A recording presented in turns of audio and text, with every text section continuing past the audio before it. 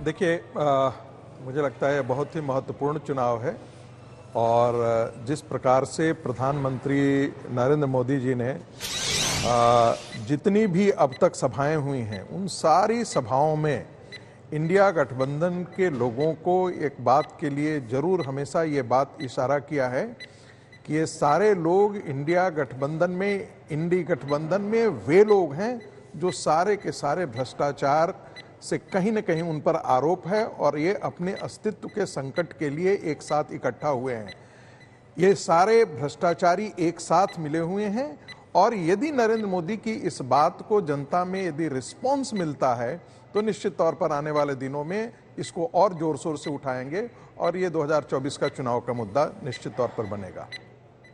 देखिए, देश में कई महत्वपूर्ण मुद्दों में एक बड़ा मुद्दा भ्रष्टाचार चुनावी मुद्दा बन चुका है। आप समझिए कि देश में एक बहुत बड़ा आंदोलन हुआ था लोकपाल के लिए और भ्रष्टाचार के खिलाफ वो आंदोलन था। उस आंदोलन का आंदोलनकारी आज शराब घोटाले का भ्रष्टाचार कर जेल गया है।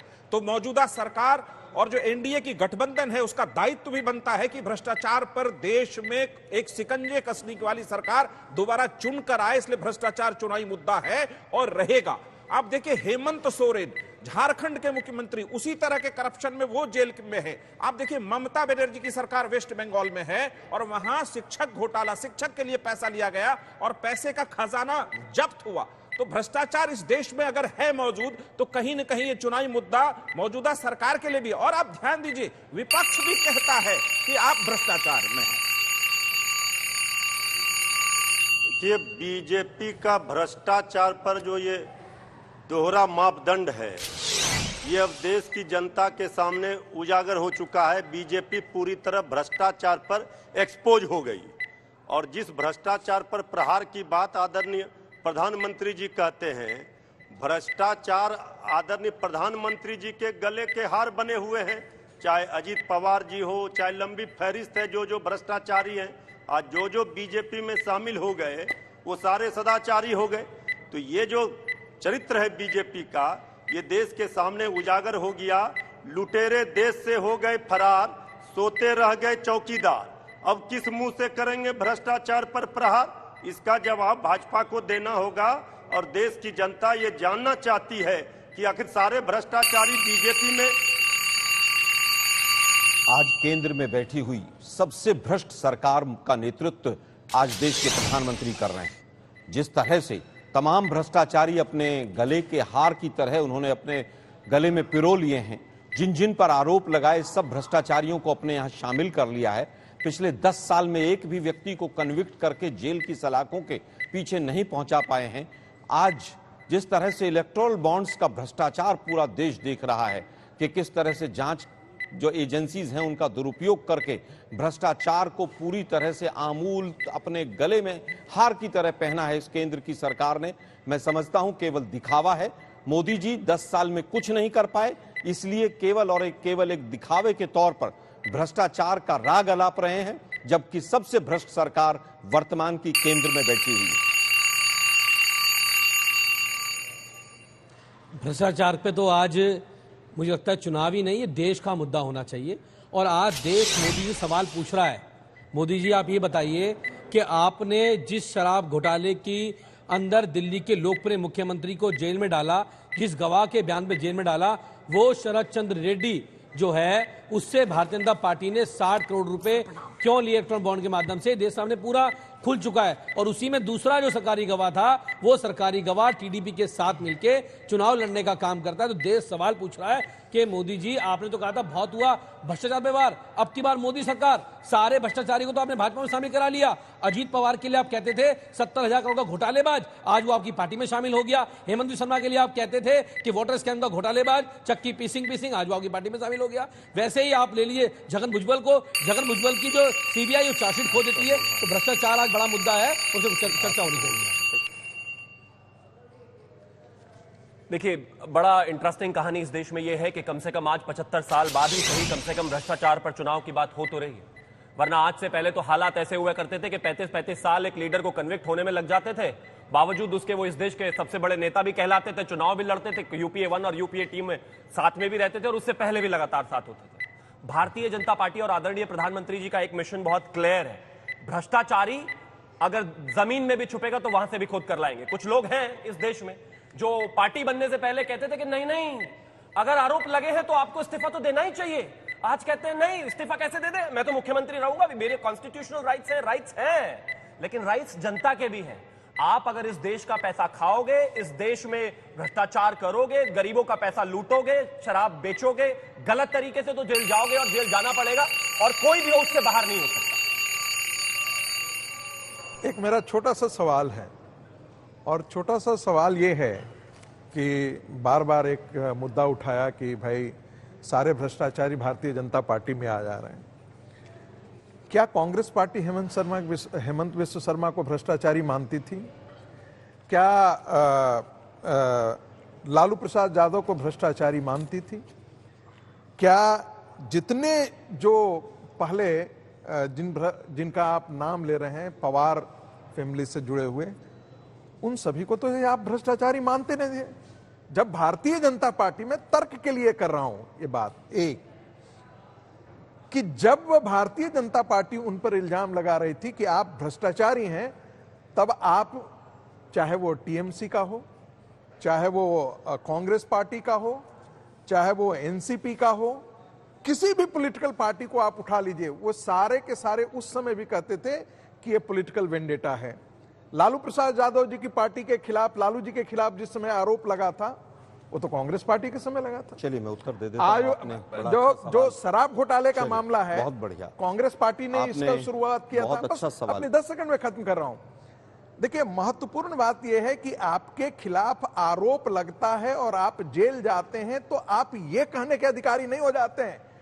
एक डकैत ये नहीं कह सकता है कि देखिए आपने उसको क्यों नहीं गिरफ्तार किया, आपने उसके खिलाफ आरोप पत्र क्यों नहीं किया, ख्याल से मैं उत्तर आप हमारे खिलाफ ही क्यों कर रहे हैं? ये सवाल है कि उनको भी कीजिए, अब उत्तर दे। लेकिन आपके खिलाफ है, आप अपने आप को आरोपित नहीं है, आपके खिलाफ भ्रष्टाचार नहीं है, ये प्रमाण आपको देना बनता है। मैं बहुत अच्छी बात इन्होंने कही कि साहब वो कांग्रेस भ्रष्टाचारी नहीं मानती थी। हम तो कह रहे हैं कि आज भी भ्रष्टाचार उनके खिलाफ प्रूव नहीं हुए। तो क्या हेमंत विश्व शर्मा के जो खिलाफ सीडी निकाली थी, क्या बीजेपी ने बिना आधार के निकाली थी? क्या बीजेपी आज देश से माफी मांगेगी? क्या 1,76,000 करोड़ का घोटाला करने वाले लोगों के खिलाफ जो आरोप लगाए थे देश के प्रधानमंत्री ने और आज वर्तमान के जो गृह मंत्री हैं उन्होंने, क्या वो झूठ बोला था देश से? क्या अन्ना मूवमेंट का लोकपाल बिल आज पास हो गया? लोकपाल है देश के अंदर? क्या वो लोकायुक्त कानून लागू हो गया है? हमने तो उस समय भी कहा था कि कोयला घोटाले में घोटाला हुआ है अगर तो जांच होनी चाहिए, लेकिन मोदी जी ने कुरुक्षेत्र में जाकर कहा था कि ये व्यक्ति जो है एक कोयले में सना हुआ व्यक्ति है। आज वो गले का हार बन गया है। ये तो सवाल बीजेपी को जवाब देना है कि क्या आपने झूठे आरोप लगाए थे या आज आप आरोपियों को अपने साथ लगा रहे हैं। हमने पहले भी मना किया। हम जो कह रहे हैं कि भ्रष्टाचारियों को आप अपने साथ लगा रहे हैं, ये बीजेपी की भाषा है, हमारी भाषा नहीं। 1,76,000 करोड़, 12 लाख करोड़ का घोटाला हो गया। देश के गृह मंत्री को लज्जा आनी चाहिए। 4 दिन पहले कहने 12 लाख करोड़ का घोटाला हो गया। अरे भाई 12 रुपए का तो प्रूव हुआ नहीं। संगीत जी, आप तो बड़े वरिष्ठ व्यक्ति हैं। 2014 के बाद एक FIR बताइए जिसमें एक व्यक्ति 10 दिन के लिए कन्विक्ट हो गया हो भ्रष्टाचार में। लेकिन जिस दिन सरकार जाएगी, इलेक्टोरल बॉन्ड्स और पेगासस और राफेल और नोटबंदी की जिस दिन जांच होगी, आधी बीजेपी या तो देश के बाहर जाएगी या जेल की सलाखों के पीछे। एक छोटी सी टिप्पणी कर देता हूं। बारी बारी मेरे ख्याल से सबका मौका आ जाए तो बेहतर है। सबका पहले एक बार मौका आ जाए तो बेहतर है। बस आप सारे शो में आप थोड़े डोमिनेट करें, सबको मौका मिल जाए। डोमिनेट नहीं कर रहा हूं, बस फिर कह रहा हूं आपकी आदत दे देता हूं, गलत बात है। इलेक्टोरल मेरा ये बॉन्ड पे कहना, सिर्फ हम आपको बोल देते हैं। वो तो हम दोनों ही बात करते रहेंगे, बाकियों को मौका मिलना चाहिए। अभी जो आपने, मैं ये पूछना चाहता हूं, क्या देश के लोकप्रिय मुख्यमंत्री के लिए, एक 3 बार के चुने मुख्यमंत्री के लिए, मुख्यमंत्री नहीं है ये, दिल्ली के लोकप्रिय मंत्री हो सकते हैं। देश के लोकप्रिय मुख्यमंत्री एक प्रदेश का होता है भाई, देश का मुख्यमंत्री नहीं होता है, देश का प्रधानमंत्री होता है। लोकप्रिय नेता मुख्यमंत्री देश के अंदर, सुन दिल्ली के हैं। लीजिए, जब आपकी बारी बताइएगा। मैं पूछना चाहता हूं कि क्या केवल 4 लोगों ने अगर ये कह दिया कि हम मुख्यमंत्री से मिले थे, हमने उनको पैसे की बात हुई थी, और जो पहले 10 बयान देते हैं उन 10 बयानों को ईडी छुपा देती है, बाद में जब वकील कोर्ट में उनसे जो सामने कहता है बाद में वो बयान निकल के आते हैं। आप बताइए क्या ये एक मुख्यमंत्री को फंसाने के लिए कितना बड़ा षड्यंत्र किया गया कि एक ऐसे व्यक्ति को, एक ऐसा शराब कारोबारी जिसको भारतीय जनता पार्टी कहते हैं किंग पिंग है साउथ लॉबी का शराब घोटाले का, उससे भारतीय जनता पार्टी ने 60 करोड़ का चंदा लिया। और आज कोई भाजपा वाला बोल नहीं रहा है, भाजपा वाला बोल नहीं रहा है, विजय नायर को तो बगल में आपने रखा था, विजय नायर कम्युनिकेशन के इंचार्ज है आम आदमी पार्टी के। तो विजय नायर ही तो गवाह बना है, नहीं विजय नायर ही तो गवाह बना है सर। क्या रिश्ते आप लोगों के बताइए? विजय नायर ही तो अप्रूवर बना है। शरद चंद्र रेड्डी से आपके कल जाकर के अरविंद केजरीवाल कहते थे कि आरोप लगाओ, आरोप लगे और हमको इस्तीफा दे देना चाहिए। प्रचार करता है। शीला दीक्षित के खिलाफ आपने कैंपेन किया था, शरद पवार के खिलाफ आपने कैंपेन किया था, लालू प्रसाद के खिलाफ कैंपेन किया था। कहाँ बचे आपने? आपकी नैतिकता वोट कहाँ गई? भारतीय जनता पार्टी जेल के अंदर जाएंगे। मैं जवाब से कह रहा हूँ, आपकी नैतिकता मुख्यमंत्री को फंसाने के लिए ऐसा नहीं दर्शा गया कि गवाह तैयार किए गए, और वो गवाह कौन थे? जिनसे भारतीय जनता पार्टी ने पैसा लिया, चंदा लिया,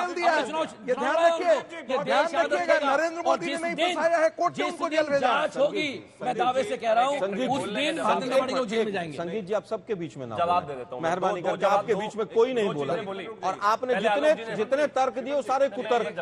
मैं भी आपके बीच में बोल सकता था, लेकिन मैं बीच में नहीं बोला। सबको एक एक बार मौका मिलने दीजिए। कांग्रेस 10 साल से एक सरकार चल रही है देश में जिसपे भ्रष्टाचार का बिल्कुल कोई दाग नहीं है। 2014 से पहली जो सरकार थी, अगस्ता वेस्टलैंड, बीवीआई चॉपर, ना जाने कोलगेट, 2G, बहुत सारे मसले थे।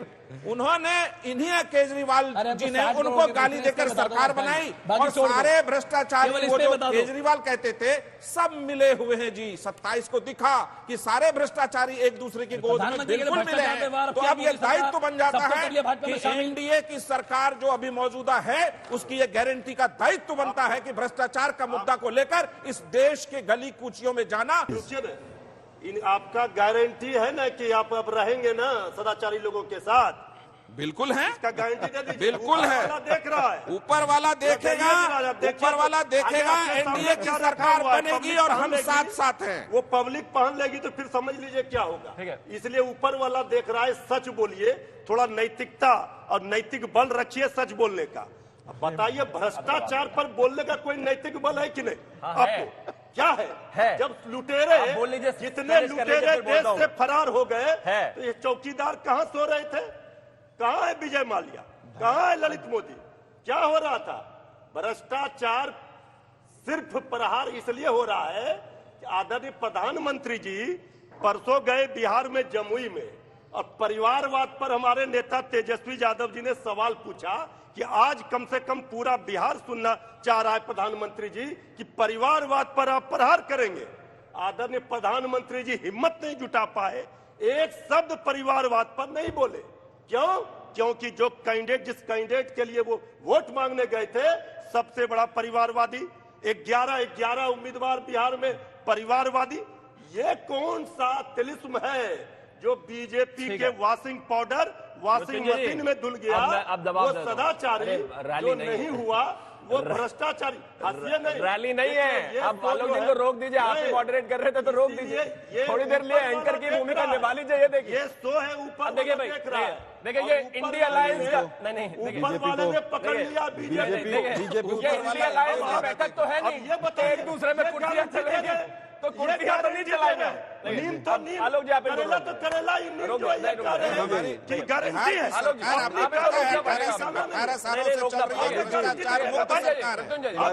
आप रोकना पड़ेगा। तिवारी जी वो वॉशिंग मशीन पे उत्तर दे रहे हैं, उनको देने दीजिए। इंडिया अलायंस की बैठक तो है नहीं कि एक दूसरे को उठा के सोफा कुर्सी मारने लग जाएंगे। लट बजाने से कोई फायदा नहीं है, 1-to-1 बात कर लेते हैं। ये देखिए, ये जहां भी आरजेडी वाले जाते हैं वही अराजकता शुरू कर देता है, ये करती शुरू। अब रुक जाइए, मेरी आवाज आपसे बेहतर है लेकिन लाभ नहीं है इस बात का, सुन नहीं पाएगा। आप सुनिए, आप सुनना पड़ेगा आपको। आप सुनिए, एक एक करके सुनिए ना जरा, आप बोलिए ना। हमारी ये कोई आरजेडी का मंच थोड़ी ना है, एक दूसरे में लड़ाई करने लगेंगे। हुआ था, मैं आपसे हमने याद दिला दिया। हम कोई चलिए शरद रेड्डी 8 साल के बच्चे नहीं है, शरद रेड्डी जवाब दे दीजिए। युवा तो मैं ही हूँ, जी कम से कम पढ़े लिखे व्यक्ति की तरह तो व्यवहार करिए। इनको जवाब देने, आप इनको रोके, तिवारी जी इनको जवाब दे। दूसरी अराजकता जवाब देंगे, जवाब